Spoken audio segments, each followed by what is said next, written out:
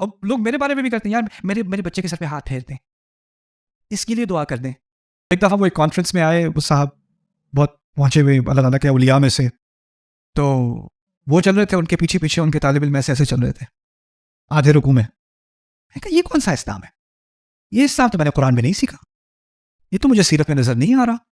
सीरत में तो मुझे यह मिल रहा है कि रसूल सल्लल्लाहु अलैहि वसल्लम मजलिस में बैठे हैं सहाबा के साथ, और कोई गैर अंदर आता है, कोई अजनबी अंदर आता है, और वो अबू बकर से बात करनी शुरू कर देता है, या रसूल अल्लाह। तो अबू बकर कहते हैं नहीं नहीं नहीं वो है।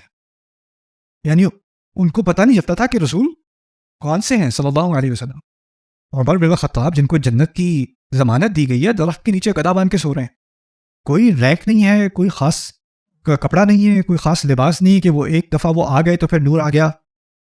एक नौजवान मुझे कल मिला था रेस्टोरेंट में, कहता आपकी शक्ल पे बहुत नूर है। मैंने कहा ये क्रीम लगाई है मैंने।